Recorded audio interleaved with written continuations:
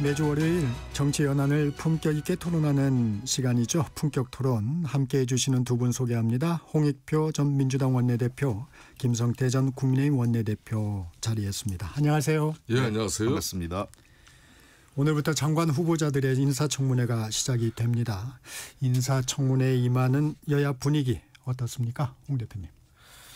네, 지금 분위기를 봐서는 아직까지는 뭐 여러 가지 의혹이 제기되고 있는 것에 대해서 당사자들의 해명을 좀 들어보고 판단하자 이런 것 같습니다. 대통령실도 그렇고 뭐 원내대표 김병기 원내대표도 그렇고 뭐 현재까지는 좀 그대로 밀고 간다 이런 원칙적 입장을 내세우고 있는데 전원 통과 목표. 예, 목표로 하고 있는데. 근데 또 어제 진성준 의원 또 얘기를 들어보면 네. 정책위 의장이잖아요. 진성준 정책위의장은 들어보고 판단해 보겠다 또 이런 얘기를 하는 거 보면 당내 또 뭐 한번 어쨌든 사실관계 청문회에서 충분하게 소명이 되지 않거나 또는 국민들의 어떤 여론 등에 대해서는 좀 더 예의 면밀하게 아마 좀 주시하고 있는 것 같아요. 그 상황을요. 진성준 정책위 의장의 얘기는 원칙적인 얘기입니까? 아니면 정말 고려할 수 있다는 얘기로 받아들일 수 있을까요? 뭐 두 가지 가능성이 다 열려 있지 않을까 싶어요. 왜냐하면 뭐 무조건 다 통과한다 이렇게 얘기할 수가 없잖아요. 그렇죠. 정치인이 네. 뭐 원칙적으로라도 뭐 방송에 나와서나 인터뷰하거나 또 그러면은 기자들이 질문할 때 해명이 되지 않으면 안 될 수 그건 어렵지 않느냐 이런 이제 원칙적인 얘기를 할 수도 있고 그리고 실제로 뭐 조금 당내에서도 좀 당 안팎에서 하는 생각들이 좀 있는 것 같아요. 있기는. 그래서 일단은 청문회에서 본인이 얼마큼 해명하고 하느냐 그리고 거기서 이후에 국민 여론이 어떻게 흘러가느냐 이게 제일 중요한 것 같습니다. 김성태 대표님, 예. 이 야당은 위축된 정치 입지를 좀 회복을 해야 될 텐데 어떻습니까? 그렇습니다. 지난번 이제 김민석 총리 당시 내정자 청문회 당시는 뭐 야당이 야당으로서 역할이 제대로 안 된 그런 평가가 컸죠. 물론 역대 총리 19번 국회에서 인사청문회 하는 과정 속에서 정인 참고인 한 명 없이 그렇게 또 청문회를 이틀간 개최한 그것도 헌정 역사상 처음이에요. 그렇죠. 이번 같은 경우도 지금 18명의 장관 내정자를 갖다 인사청문한 슈퍼위크잖아요. 그렇지만 지금 현재 뭐 검조에 또 뭐 이 장관 청문회 이게 지금 정인 내지 참고인으로 지금 현재 여야 간에 각 상임위에서 청문회 주최하는 상임위에서 간사 간의 합의를 통해서 정인 채택이나 참고인 된 사람이 2사람밖에 없을 정도예요. 정말 이러면 안 되는 겁니다. 민주당 입장에서도. 그러니까 이재명 대통령도 이 절대 권력이 이게 절제되지 않으면 얼마나 위험하다는 걸 누구보다 잘 알 거예요. 본인은 대체적으로 지금 한 달 반 동안에 인사라든지 외교 안보라든지 또 내치 이런 것도 국민 통합 고려하고 또 상당히 안정적인 국정 운영을 또 생각하고 그런 측면에서도 인사에서도 상당히 국민들의 좀 그래도 후한 평가를 받았지 않습니까? 그런데 막상 예를 들면 이 사람들 갖다 국민들 앞에 이거는 청문회는 이 인사제도가 도입된 것은 한마디로 국민을 대표해서 국회의원이 그 당사자에게 묻고 또 당사자는 답하는 그런 제도예요 이게.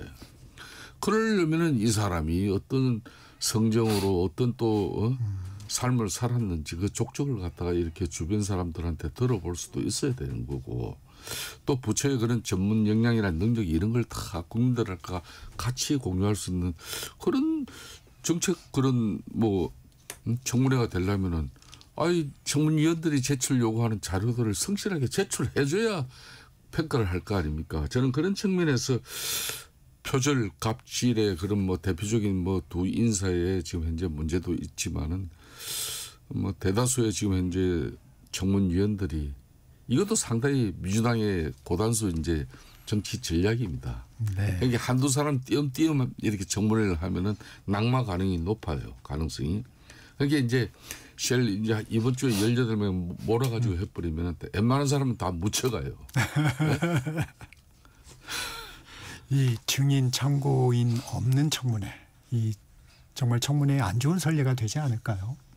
그건 뭐 저는 일관되게 그런 얘기를 했어요. 근데 지난번 총리 청문회 같은 경우 물론 뭐 민주당이 당연히 여당은 늘 증인 채택에 소극적인 건 뭐 역대 일관된 행태였어요. 여당 측은. 네, 여야 책임을 차치하고. 예. 근데 제가 보기에는 그 시기에 당시 위원장하고 간사들이 주로 협의를 하는데 네. 조금 서투른 면도 있었어요. 왜 그러냐면 합의가 되는 데를 빨리 통과시켜야 돼요. 합의가 된 거는. 근데 합의된 것들을 놔두고 추가 논의하다가 나머지가 안 되니까 기합의된 것까지 다 깨져버리는 이런 상황이 된 거거든요. 그러니까 저는 증인 채택과 관련돼서는 그러니까 너무 지나치게 가족이라든지 또 이런 경우는 뭐 좀 서로 처음부터 얘기하지 말고 관련된 이 의혹이 제기된 사안에 대해서는 증인을 불러서 들어보고 그럼 이렇게 하면 되는 거죠. 여야가 각각의 어떤 동일한 사안을 놓고 각각의 필요한 증인을 부르면 되는 거죠. 그렇게 해서 너무 증인 참고인 채택에 대해서 야당은 지나치게 무리한 공세를 해서도 안 되고 여당도 최소한 이것은 국민의 대표가 야당 의원도 국민의 대표이기 때문에 국민의 대표가 청문회 제도를 통해서 묻고 싶은 내용을 증인을 통해서 묻겠다는 것에 대해서는 조금 더 유연한 입장을 가질 필요는 있다고 생각합니다. 오늘 청문회 가운데 강선우 여성가족부 장관 후보자의 청문회가 관심입니다. 보좌진 갑질록 어떻게 보고 계세요? 김성태 대표님. 그러니까 이게 참 여성가족부 장관 같은 경우는 이게 이제 그 조무부처 장관으로서 아동 청소년 가정 또 일가정의 양립 문제 이런 거 아니겠습니까? 네. 정말 그러니까 상당히 감성적인 부분이 많은 부처예요. 그렇기 때문에 그 부처의 장관 같은 경우는 그래도 국민들한테 납득이 가는 정도의 삶을 살고 또 자신이 어떤 뭐 공직을 했고 어떤 또 위치에 있었던 간에 그 평판이라는 게 그래도 크게 무리가 없는 사람들을 해줘야 돼요. 사실상 저는 제가 생각하는 이 강선우 여가부 장관 내정자 같은 경우는 저는 평상시에는 아주 좋은 이미지를 가지고 있어요. 아, 네. 뭐 저 지역 강서에서 저는 어리였고 자기는 갑이었고 그렇기 때문에 늘 지역의 행사에서 자주 보고 그러니까 늘 뭐 야당 인사인 저에게도 인사도 잘하고 상당히 맑게 뭐 맑은 표정이고 그래서 주민들에게도 상당히 그렇게 대하고 참 여성이면서도 상당히 유하게 이렇게 민주당 칼라답지 않게 참 잘한다. 나는 그렇게 생각을 했는데 민주당 칼라답지 않게.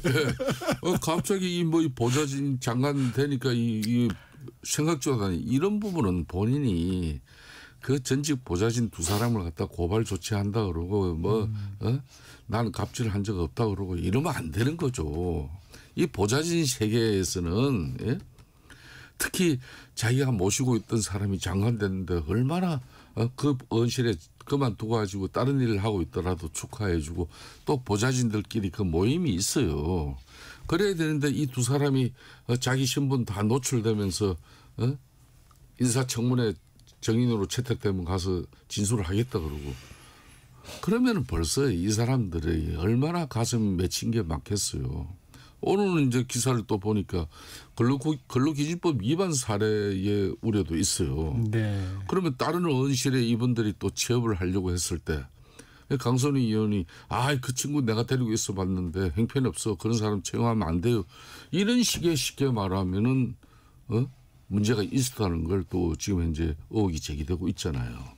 그러면 참 복합적인 건데 저는 강선우 장관 내정자 같은 경우 자신이 뭐 이번에 꼭 여가부 장관을 안 하더라도 이번에 문제된 그런 보좌진들의 그런 문제 그리고 본인의 어떤 그런 사생활 영역의 그런 부분도 한번 되돌아보고 다음 후반기에 또 장관 해도 되니까 그 사이에 아마 좀 자신의 어떤 그런 인사 결정에서 어려운 시간 보내고 있는 그런 보좌진이 있다 그러면은 따뜻하게 감사주고 위로 격려해주는 그런 뭐 성찰의 시간도 괜찮을 것 같아요. 강 후보자 일단 해명을 좀 하고 있습니다. 예, 그렇습니다. 본인은 뭐 사실관계 아니라고 그러고 도리어 이제 해당 두 보좌진들하고 어떤 사적인 어떤 감정이나 이런 것들이 좀 개입한 거 아니냐. 그러니까 그래서 좀 과장되고 조금 그 사실이 아닌 부분이 있다 이렇게 설명을 좀 하고 있어요. 그래서 그 경우에 따라서는 뭐 아직 뭐 확정된 건 아닌 것 같아요. 일단 얘기는 따져보고 뭐 만약의 경우 필요하면 뭐 법적 검토도 하겠다 이런 정도이기 때문에 뭐 다 지금 당장 뭐 법으로 고발하겠다 이런 상황은 아닌 것 같고요. 다만 이제 이런 것들은 참 이게 고질적인 문제예요. 국회의원들하고 이제 보좌진들 간의 어떤 갈등의 문제가 어제 오늘의 문제는 아니거든요. 뭐 유명한 얘기가 뭐 수행기사가 저 마포대교에서 중간에 서가지고 그 마포대교에서 그 뭐야 자동차 키 그 강으로 던져버리고 갔다는 얘기도 유명한 일화가 있는 뭐 그런 것도 있잖아요. 예, 그만큼 이게 좀 잘못돼 있어요. 원래 그 보좌진들 신분 보장 문제가 물론 그 과거에 비해서 제도 개선 많이 이루어졌긴 했지만 보좌진은 기본적으로 국회 사무처 소속 직원입니다. 그러니까 국회의원들이 개인이 채용한 개인 직원들이 아니거든요. 그럼에도 불구하고 이제 현실적으로 사실상 어떤 그 채용 또 해고 뭐 이런 그 어떤 뭐 인사상의 모든 관리를 국회의원들이 개별적으로 하는 거기 때문에 저는 이거는 뭐 이번 기회에 국회 사무처의 어떤 규정을 좀 더 엄격히 할 필요가 있을 것 같아요. 최대한 물론 국회의원들이 자기가 쓰는 보좌진이기 때문에 어느 정도 자율성을 존중해야 되겠지만 인사상의 규정에 대해서는 조금 더 투명하게 근로기준법에 따라서 노동관계법이나 근로기준법 등에 따라 가지고 엄격하게 해야 될 문제는 있다고 생각을 하고 저는 하여간 그 강선우 의원이 성품을 봤을 때 저도 잘 아는데 글쎄요 하여간 뭐 이런 일이 있었을까 싶어요. 본인이 사실이 아니라고 또 하고 해명을 하니까 저는 오늘 청문회 때 이 내용에 대해서 어떻게 잘 국민들이 어떤 보고 있는 시선들을 의식해서 본인이 잘 설명을 해야 이 청문회를 넘어갈 수 있지 않을까 생각합니다. 오늘 백영훈 과학기술정보통신부 장관 후보자, 전재수 해양수산부 장관 후보자, 정동영 통일부 장관 후보자도 청문회가 열리는데 혹시 관심 있는 쟁점 있으신가요? 뭐 저는 뭐 전재수 이제 해양수산부 장관 내정자 같은 경우는 뭐 이재명 대통령이 뭐 지난 대선 공약으로서 해수부를 부산 이전을 하는 부분에 대해서 뭐 그 부분에 대한 강력한 의지로 부산에 이제 유일한 지금 현재 민주당 현역 국회의원이 전재수 의원이에요. 뭐 이 사람에게 이제 장관 내정을 맡기고 뭐 제가 잘 알지만은 이런 분 상당히 뭐 자기 이미지 관리도 잘했고 지금 이제 부산에 실질적으로 자기 지역구도 있고 부산에 살면서 뭐 대전 서울 소재의 어떤 그런 기업에서 일부 급여를 수령한 부분은 뭐 그거야 자문이야 고문 뭐 대한민국의 어느 기업이 있든 간에 요즘 같은 세상에서는 뭐 매일 출근을 하지 않더라도 그 역할을 또 할 수 있는 그런 부분이 있기 때문에 뭐 이런 분들은 뭐 우리 당의 입장에서도 나이스하게 수용해 주는 그런 모습 이런 것도 저는 필요하고 다만 백영훈 과학기술정보통신부 장관 같은 경우는 이런 본인이 뭐 이 대체근무 군병력 대체근무도 이거 상당히 부실하게 이 많은 의혹이 유추될 수 있는 그런 상이에요. 이분은 그러니까 과거에 좀 뭐 괜찮은 집 뭐 또 좀 뭐 있는 집 자식들 치고 옛날에 뭐 군대생활 군에 가서 군복무 제대로 한 사람 없어요. 희한하게 이게 정치인이나 장관 내정자들 이렇게 청문회 보면 그런 사실이 다 드러나요. 네. 예? 윤석열 전 대통령도 뭐 이게 군복무 면제 받았잖아요. 예? 그러니까 이제 이분은 또 그 문제뿐만 아니라 대출 지금 이제 이 규제, 요거 이제 주담대 이 대출 규제가 초고 강경 이제 규제지 않습니까? 그 규제 발표 바로 전 주택담보대출을 받아가지고 이 대비를 한 그런 의혹. 이거는 뭐 그런 정책을 갖다가 그렇게 상당히 전격적으로 했는데 그것도 금감원에서 그 내부의 정보를 어떻게 알 수 있었겠나. 뭐 그렇게까지 확대할 수는 없지만 공교롭게 그렇게 된 사람이거든요. 그런 부분에 대해서 제대로 된 그런 소명과 해명이 저는 필요하다고 보고 있어요. 홍 대표님은 좀 어떠세요? 그 백영훈 장관 후보자 같은 경우 제가 보기에는 그 금감원에서 금융위에서 그 전격적으로 하는 거기 때문에 사실은 이거 정보를 또 현직 장관도 아니고요. 국무위에서 공식적으로 논의된 것도 아니고 국무회의 참석도 못하는 상황에서 사전에 알았을 것 같지는 않고 그 당시 분위기가 아마 이런 뭔가 규제가 있을 거다라는 거는 시장이 다 알고 있었잖아요. 곧 정부에서 뭔가 조치가 있을 것 같다. 그런 측면에서 뭐 사전에 선제적으로 움직인 것 아닌가 이런 정도였기 때문에 뭐 저는 뭐 이게 낙마 사유가 된다고 생각하지 않고요. 전문 연구 요원제도 이 군복무 대체하는 거는 뭐 저도 그때 동시대 그런 제도들을 네. 많이 봤기 때문에 부실한 것도 있고 또 근데 비교적 제가 보기에는 백영훈 그 후보자가 저 크게 벗어나는 건 없더라고요. 왜냐하면 자기 대학 저 박사과정 밟을 기간 동안은 제외했고요. 그래서 추가로 전문연구원 제도를 계속 근무를 했었고 다만 이제 마지막에 몇 개월이 아마 폐업한 기업에서 있었다 이런 문제가 되는 네. 것 같은데 그 경우에는 아마 조금 이제 약간의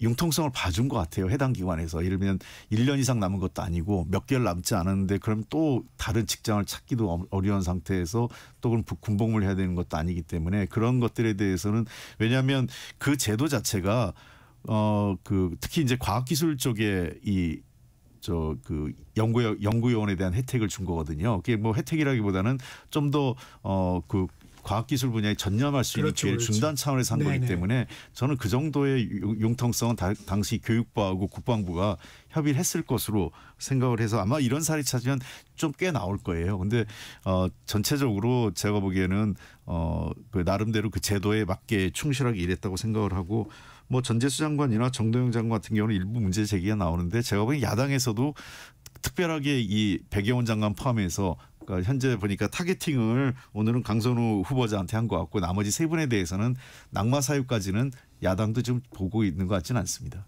야당이 집중하시는 분이 있습니다. 이 얘기 좀 여쭤보고 가겠습니다. 16일에 있을 이진숙 교육부 장관 후보자 청문회.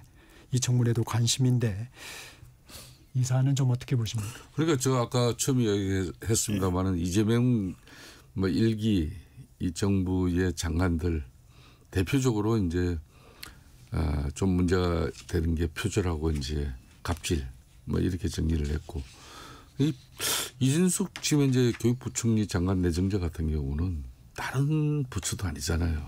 네. 그 부분이 이제 많이 진짜 이 교육부 수장으로서 또 사회보충의 그 지휘라는 것은 그만큼 그 역할이 중요하다는 거고 수준 높은 도덕성이 필요한 거예요. 이준숙 이제 지금 이제 내중자 같은 경우는 이분이 이제 충남대 교수 임용도 아주 뭐 좀 젊은 나이에 네. 교수 임용이 된 분이죠. 그리고 뭐 대한민국 사회에서 이번에 참 이미지 뭐 웬만한 사람들은 다 활동이 그만큼 많았기 때문에. 그런데 어떻게 보면 이분이 또 뭐 주장하는 내용들이 보면 좀 황당해요. 어떻게 서울대 같은 대학을 갖다가 10개를 만들겠다. 아무리 이제 뭐 지방 대학 그런 차별과 또 균형성 뭐 그런 걸 강조하기 위해서 본인이 내건 이야기라고 하지만은 그건 쉽지 않잖아요. 오늘날 국립대가 어떻게 지금 부실해졌는지 그 내용을 누구보다 잘 아시는 분이 그런 이야기를 그렇게 함부로 막 하는 부분에 대해서는 참 걱정되고 우려스럽고 더 중요한 것은 그러면 이 논문을 갖다 본인이 뭐 여러 논문이 있는데 특히 충남대 재직하면서 이제 충남대 같은 경우가 국립대입니다. 네. 예. 자신의 또 제자 논문을 갖다 지도한 그런 교수가 그 자기 논문에 제자 논문에 그런 내용을 갖다 76% 이렇게 이상의 그런 실질적으로 거기 갖다 뭐 다 베낀 내용을 가지고 심지어 제자가 논문 그 내용이 5기로 이렇게 정리된 그것도 제대로 정리되지 않지 그대로 다시 자기 논문에 그냥 그대로 표절이 돼 있다면 그러면 이런 사람을 어떻게 이제 교육부 장관으로 가서 앞으로 이제 각 대학이 어떻게 이 논문 표절에 대해서 논문 심사의 엄격성을 통해서 대학의 어떤 그런 명예나 또 대학의 어떤 그런 판단의 중요성을 학문의 중요성 가치를 어떻게 우리 국민들이 같이 인정하고 공유할 수 있겠습니까? 이런 측면에서는 저는 이분 같은 경우는 뭐 청문회 하나마나 본인이 일찌감치 판단해 주는 게 좋아요. 이 교육부 장관 후보자이기 때문에 더 이 문제가 부각되는 것 같습니다. 어떻습니까? 그렇죠. 왜냐하면 이제 그 일종의 같은 여러 가지 그 도덕적 하자나 법적 논란이 있다 하더라도 그 부처 장관에 따라 가중 처벌되는 게 있잖아요.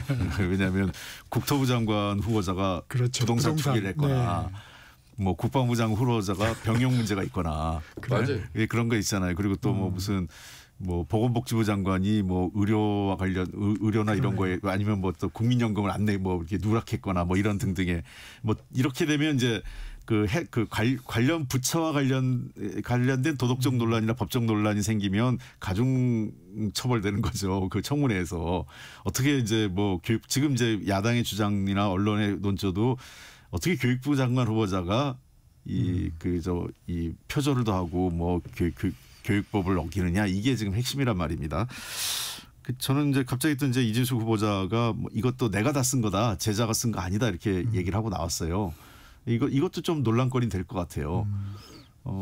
그래서 한번 좀 제대로 된 해명을 들어보고 싶어요. 그리고 이런 경우야말로 저는 교육계 학계가 자체 검증을 해줘야 됩니다. 그러니까 뭐냐면 이게 표절인지 아닌지, 그 표절의 정도가 어떤지, 뭐 예를 들면 좀 공정한 뭔가를 해서 국회 차원에서 저는 청문회 전이라도 국회 같은 데서 이런 경우에 좀 더 논문 표절과 관련된 윤리심위원회 같은 경우를 좀 구성을 빨리 해서 제3자 기관에서 의뢰를 해본다든지 해서 이게 사실인지 논문 표절의 정도가 어느 정도인지 뭐 그런 정도를 좀 검토해서 청문회에 보고도 하고 그런 내용들이 그래서 좀 판단할 근거가 있어야 되는데 뭐 사실은 논문 표절에 대해서 국회의원들이 판단할 수 있는 객관적인 걸 갖고 있지는 않잖아요. 그냥 언론 보도에 따르면 이 정도다 이렇게 뭐 아마 분석기기에 돌려봐가지고 복사율이 얼마 몇 프로다 지금 이거 갖고 지금 얘기를 하는 것 같은데 예, 지금 이제 이진숙 후보자 같은 경우 이거 내가 원래부터 내 거야 이렇게 주장하니까 이제 또 전혀 다른 논란이 돼버리잖아요. 예. 그러니까 이 문제에 대해서는 조금 더 진상 파악을 해야 되는데 우리 청문회 제도가 사실 안타까운 게 있어요. 미국 자꾸 이제 우리 여야 국회의원들 중에 뭐 여야가 바뀔 때마다 미국식 청문회 제도 하는데요. 미국식 청문회 제도 하면 우리나라 지금까지 역대 국회 장관 후보자의 90%는 아예 비공개를 통과 못합니다. 실제로요. 그리고 청문회 기간이 우리는 보통 이제 국회에 보내고 나서 한 2주 내지 3주 안에 끝나잖아요. 네. 그리고 하루 하면 되는데 미국은 보통 한 3개월 이상 합니다. 그러니까 아주 문제가 없으면 한 1개월이 끝나는데 우리는 그러니까 예를 들면 제대로 해명이 안 되면요. 미국 같은 경우 청문회에서 해명이 안 되면 청문회가 안 끝나요. 그러니까 미국 청문회 제도가 비공개로 한다고 그래서 그게 쉽다고 생각하는데 그렇지 않습니다. 그건 FBI하고 우리 국세청 같은 기관 그다음에 FBI가 심지어 뭐까지 하냐면요. 고등학교 때 평판까지 줘요. 미국의 이제 학생들 같은 경우는 약물이나 뭐 이런 거 많이 하잖아요. 마약 같은 경우도 있기 때문에 학교 다닐 때 약물이나 마약을 했는지 뭐 이런 것까지 다 평판조회까지 중고등학교 친구들까지 찾아가더라고요. 그래서 검증이 아주 강화돼 있군요. 엄청나게 시스템화되어 있습니다. 그래서 비공개로 됐다는 거는요. 그 비공개 매뉴얼에 따라서 통과가 되면 되는 건데 거기에 되게 통과가 못해요. 우리나라 후보자들 같은 경우는 미국 같은 경우 유명한 게 옛날에 클린턴 정부 때 가정부 게이트가 하나 있었어요. 그게 뭐냐면 리노 법무부 장관 후보자를 포함해서 그때 노동부 장관 후보자 등등 한 서너 명이 멕시칸에서 한 불법 이민자들을 가정부로 해가지고 쓴 것 때문에 미국 노동법을 어겼다고 그래가지고 줄줄이 낙마했습니다. 네. 저는 뭐 우리 홍익표 대표님 말씀대로 저는 어떤 뭐 나름 민주당 내에서도 원칙과 기준을 가지고 입장을 가지고 하면은 이 절대 권력 지금 국회 특히 입법 권력이 이재명 대통령이 내정한 그 사람들 지금 현재 청문회가 원만히 끝나지 않고 뭐 여야 합의에 의한 뭐 동의가 채택되지 않더라도 지금 현재 뭐 민주당 입장에서는 뭐 저걸 뭐 국회 차원에서 처리를 하고 이재명 대통령이 임명하는 데는 아무 부담 없이 만들 수는 있어요. 그렇지만 우리 국민들 다 지켜보는 것은 절대 권력입니다. 이 절대 권력이 절제된 사람으로 쓰지 않으면요. 그것처럼 국정 운영이 위험해지는 경우가 없거든요. 그러니까 지금 이준석 내정자 같은 경우는 문제는요. 제자들하고의 그 신뢰가 엄청난 이제 불신으로 남을 겁니다. 이 제자들의 학위 논문을 요약해 가지고 자신은 이제 제1저자로 이렇게 등재하고 그 제자는 그 제자는 자기 그 논문 하나를 위해서 얼마나 많은 시간과 노력을 들어가 했겠습니까? 그런 제자는 이 교신 저자로 올리거나 아예 누락시켜 버렸는 그런 의혹이 지금 제기가 되고 있어요. 그렇기 때문에 이 사실상 이 같은 내용을 이제 이 쪼개 가지고 두 차례 이제 논문을 또 발표하고 그렇게 해서 연구 실자를 갖다 높이는. 그것뿐만 또 아니잖아요. 자녀 이거는 물론 자신이 그때는 법을 잘 몰랐다 그러지만은 자신의 그 자녀 중학교 유학. 졸업 전에 부모 동의 없이는 조기 유학을 보내는 과정에서 초중등 교육법을 그 위반했다는 것은 누구나 다 아는 사실 아닙니까? 더군다나 의혹을 충분히 얘기해 주셨는데 하실 말씀이 잠깐 있으신 것 같아요. 그 부분에 대해서 이제 하나는 이제 저는 뭐 초중등 교육법 위반한 건 사실이고요. 다만 이제 그게 한 6개월 정도의 시차를 뒀던 것 같아요. 언니가 가니까 이제 같이 보냈는데 그분은 신중하지 못한 건 사실이지만 뭐 저는 뭐 죄송하다고 하고 낙마 정도까지는 좀 아닌다 이렇게 봅니다. 다만 이제 이 표절과 관련돼서 이제 본인이 있었다 이렇게 나왔기 때문에 좀 더 그 내용을 좀 파악해봐야겠지만 이 인문사회 쪽하고 다르게 과학기술 쪽에서는 교신 저작 즉 실제로 글을 쓰지 않는다 하더라도 그 아이디어를 제공하거나 또는 이제 그 얘기를 한 거에 대해서 약간 논문에 대한 그게 주 저자를 평가하는데 좀 다른 기준이 있어요. 그게 계속적으로 지금 그 논란이 되고 있는 부분이긴 하지만 어쨌든 우리 학계에서 약간 투명하지 않은 부분은 분명히 있어요. 저는 이진숙 후보자 한 명의 문제라고 생각하지는 않습니다. 그러니까 논문 중복 게재, 부풀리기, 실적 부풀리기 또 우리가 흔히 저도 뭐 연구소에 있고 그 학계에 있었기 때문에 근데 흔히 말타기라고 그래요.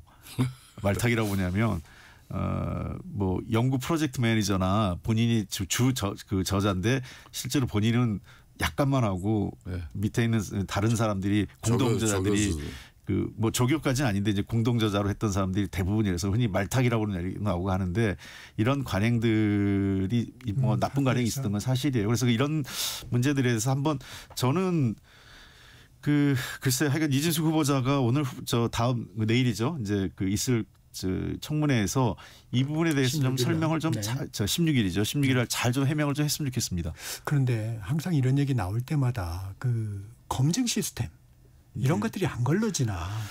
제가 아까 그래서요. 청문회 제도를 내시로 하려면 김성태 대표님 말씀하신 건 저는 뭐 절대 권력의 문제가 아니라 이거는 국회의 권한이고 국회가 지금 여야를 가리지 않고 청문회 제도를 강화하기 위한 노력을 해야 돼요. 그러니까 자꾸 그때 여당 되면 뭐 망신 주기 그래서 비공개로 하자 이랬다가 또 야당 되면 바뀌고 이게 반복적으로 오른단 말이에요.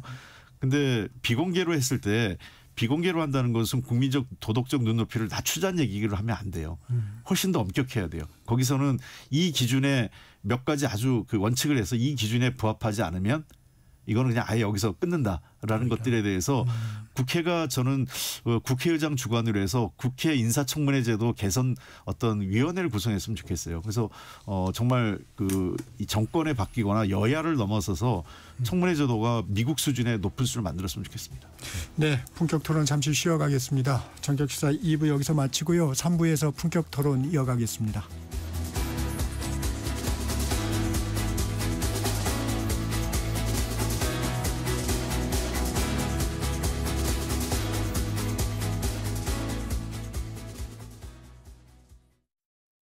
잠시 후 8시 반부터 일부 지역국에서는 해당 지역 방송을 보내드립니다. 워렌 버핏은 가치 투자, 필립 피셔는 성장주 투자, 피터 린치는 장기 투자. 방법은 달라도 목표는 하나. 성기영의 경제쇼가 성공의 길로 안내합니다. 깊이 있게, 명쾌하게, 지금 이 시대 경제에 관한 모든 것을 알려드립니다. 평일 오후 4시 5분 성기영의 경제쇼와 함께하십시오.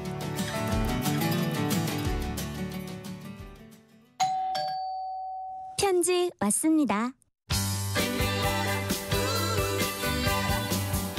퇴근길 지친 당신에게 힘이 되는 뉴스를 전해드립니다.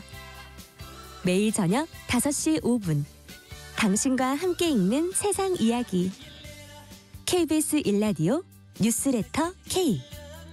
지금 시각은 8시 30분입니다. KBS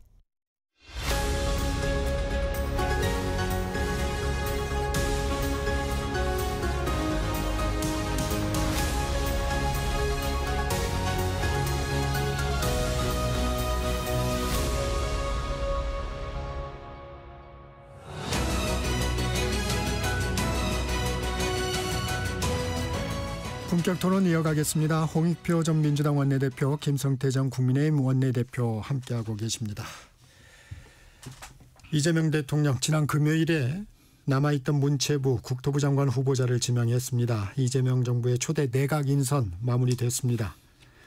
총평을 해주시면요. 이 김성태 대표님 먼저 할까요?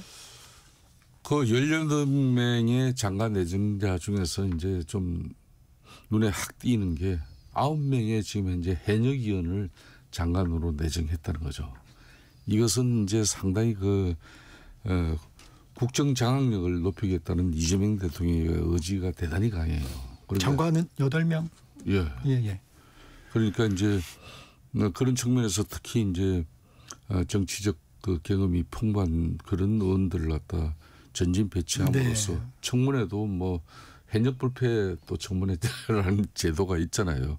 근데 그걸 또 이제 국민의힘은 야당으로서 뭐 제대로 된 청문회를 하겠다고 벼르고 있으니까 낙마까지 시킬 수 있는 그런 제대로 청문 준비가 됐는지 그거는 이제 오늘부터 지켜보면 이제 될 일이고 저는 그런 측면에서 이제 현역 의원들이 이제 물론 헌법상에는 국회의원이 국무위원을 겸할 수 있게 돼 있어요. 그렇지만은 이제 이 장관이 너무 많이 들어갔다는 거.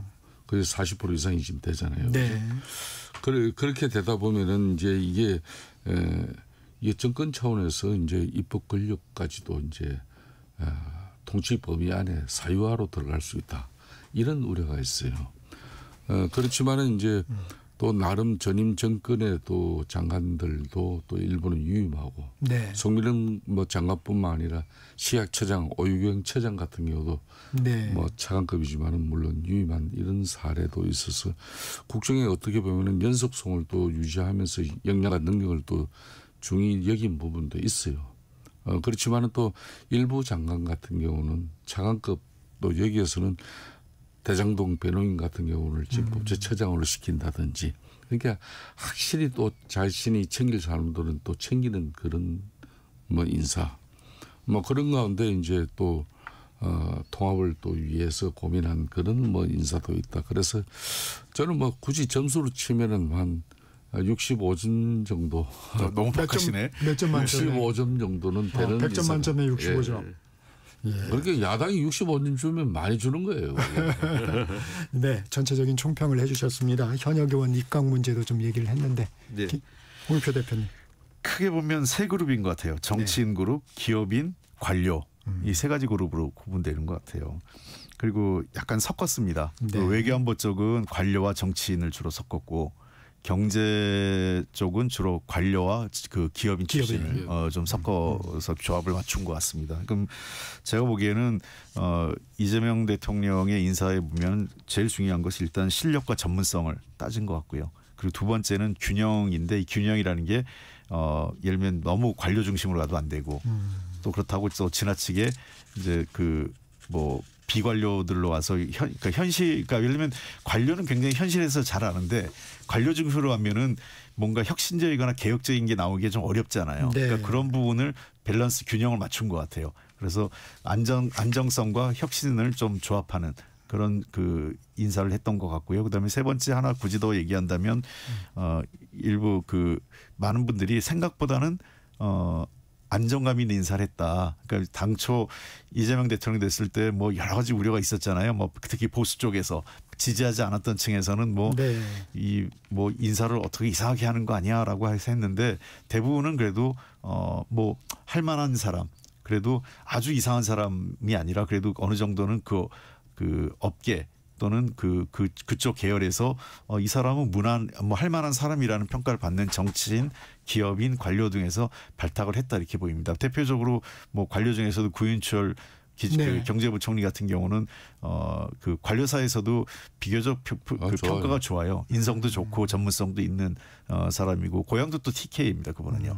그러니까 그런 것들을 고려해서 다 했고요. 그래서 지나치게 뭐 몇몇 이제 지금 법적 도덕성 논란 때문에 이게 된 사람을 제외하고는 대부분은 어느 정도는 그 뭐 아주 그 뭐 평가에 따라서 다르겠지만 반대층조차도 할 만한 사람이 된 거 아니냐 이런 얘기를 많이 하더라고요.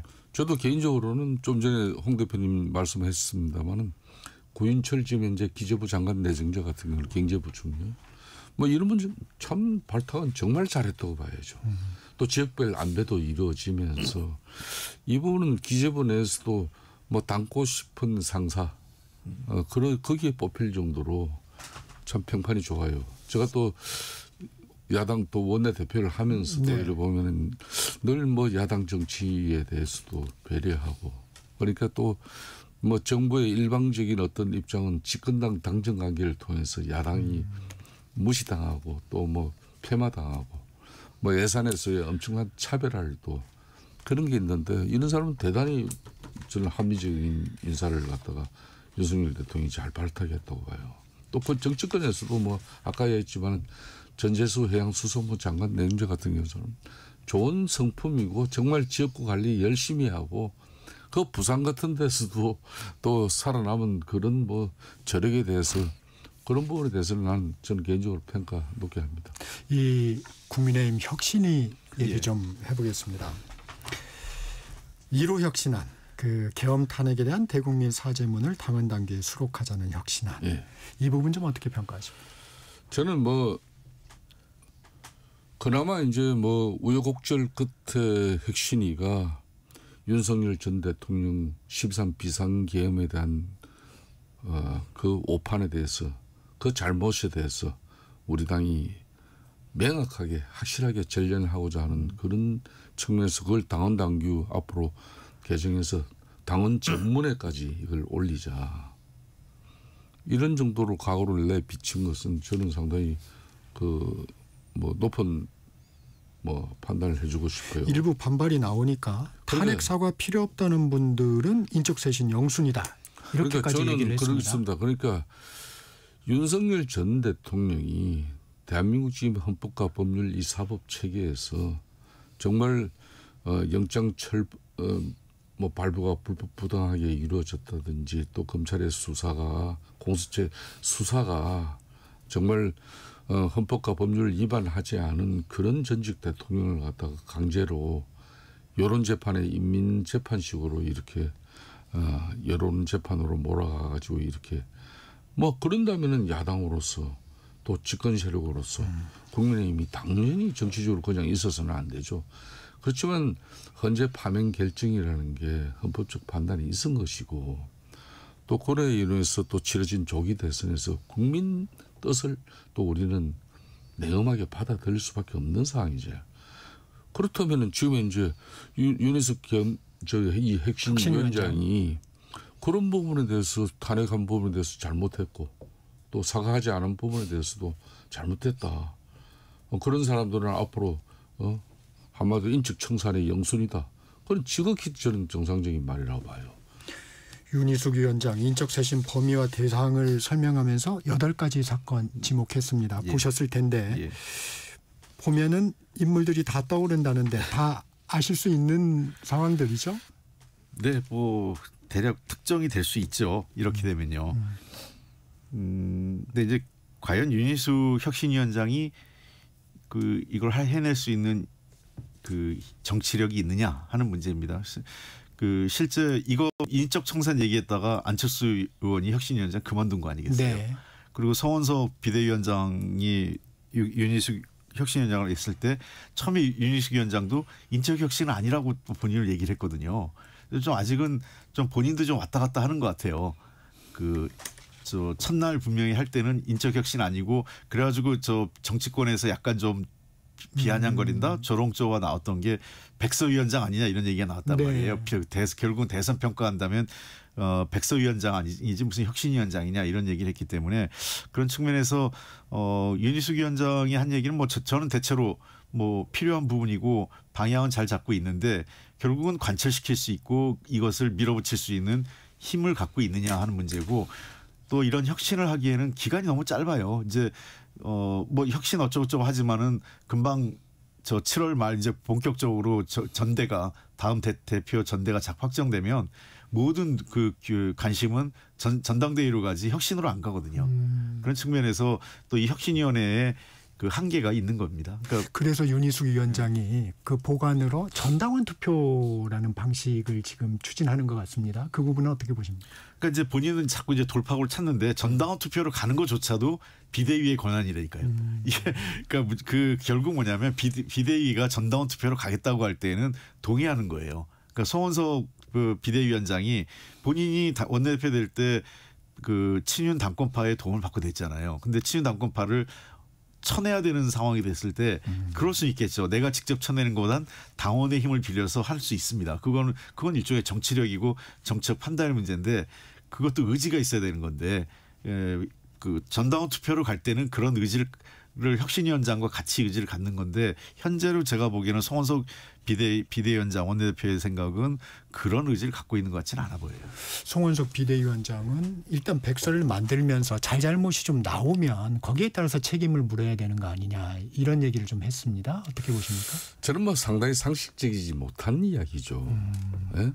지금 뭐 이 마당에서 지금 이제 뭐 이런 잘잘못을 따르는 그런 백서를 만들어내 가지고 거기에 따라서 하자. 이건 시간 끌기용 그런 어떤 입장 그 이상 이하도 아닐 수 없는 것이죠.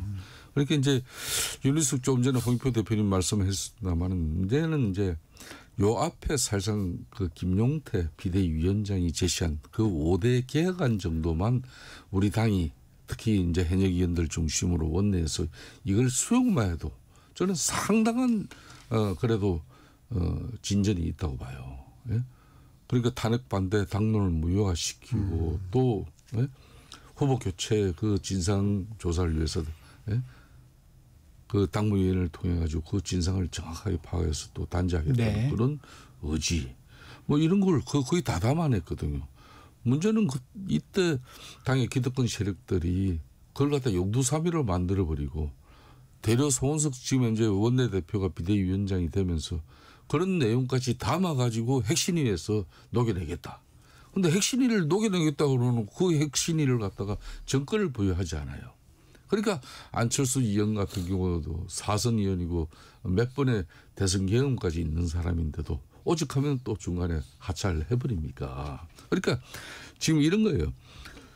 서울구치소의 재구속이 이루어진 이후 윤석열 전 대통령은 사실상 뭐 살아있는 송장이나 마찬가지인 그런 사람하고의 관계를 뭐 정리하는 그런 부관 참시는 하면서도 살아있는 당에 여전히 영향을 행사하고 있는 그 실세들에게 되는 어떤 청산도 할 수 없다는 그런 입장 방침이거든요. 이게 이제 송원석 비대위원장의 입장이에요. 그러니까 지금 이제 윤희숙 위원장의 8가지 뭐 핵심이 인사합니다. 이것도 그러니까 사과를 하고 다시 시작하자 이런 건데 책임을 묻는 거하고 사과하고는 다르죠. 그러니까 가는 윤희숙 위원장의 그러니까 인적 쇄신의 어떤 그런 진정한 의지가 있는 것이냐. 저는 그렇게 볼 때 이걸 전당원 투표로 가지고 이걸 내용을 좀 자신의 핵심을 갖다 이걸 갖다 관철시키고자 하는 그 한마디로 안은 가지고 있는데 그 안도 핵심위원장이 전당원들에게 이 핵심한 내용을 갖다가 이렇게 고치는 그 내용을 당원들한테 물어보는 그 권한이 핵심위원장은 없어요. 비대위원장이 수용을 해야 되는데 이런 것 같아요. 이미 비대위원장이 그걸 수용을 하지 않으니 뭐. 제가 보기에는 윤희숙 위원장과 송원석 비대위원장의 접점을 보면 네. 사과하고 반성하면 거에 멈춰 있는 것 같아요. 왜냐하면 윤희숙 위원장의 그 워딩을 보면 인적 쇄신을 하겠다는 게 아니라 이 사과와 반성을 반대하면 인적 쇄신을 하겠다 이런 인적 쇄신 대상이다. 그래서 인적 쇄신을 얘기한 게 아니에요. 보면 워딩을 보면 이거를 반대? 그럼 그런 사람이 인적 쇄신 영순이지라는 거예요. 그러니까 그 인적 쇄신 이거를 반성하고 인적 쇄신 하자가 아니라 제가 보는 그 해석은 그렇습니다. 8가지 사건을 얘기한 건 거기에 관련된 사람들이 대상이다 이런 얘기일 수도 있는 거 아니에요? 있을 수 있는데 이 사건의 저는 인적 쇄신보다는 이거에 대해서 우리가 반성해야 될 부분이 여기 있고 이거를 반대하면 인적 쇄신 아니냐 이렇게 보여요. 지금 나중에 모르겠습니다. 이 윤희숙 위원장, 혁신위원장과 네. 성원석 비대위원장이 어떻게 되는지 모르겠지, 관계가 어떻게 될지 모르겠는데 네. 성원석 비대위원장 같은 경우는 이렇게 문제 불거지는 것보다는 본인은 적당히 관리하고 원내대표로 돌아가고 전대 끝나고 나서 다음 당대표가 인적 쇄신을 하든 쇄신을 하든 그 다음 당대표가 했으면 하는 것 같아요. 본인은 여기에 대해서 크게 딱 요 정도까지만 하고 넘겼으면 좋겠다 이런 생각인 것 같습니다. 오늘은 좀 아쉽지만 여기서 접어야 될 것 같습니다. 본격 토론 홍익표 전 민주당 원내대표, 김성태 전 국민의힘 원내대표와 함께했습니다. 고맙습니다. 예, 감사합니다. 전격 시사 듣고 계신 지금 시각 8시 45분입니다.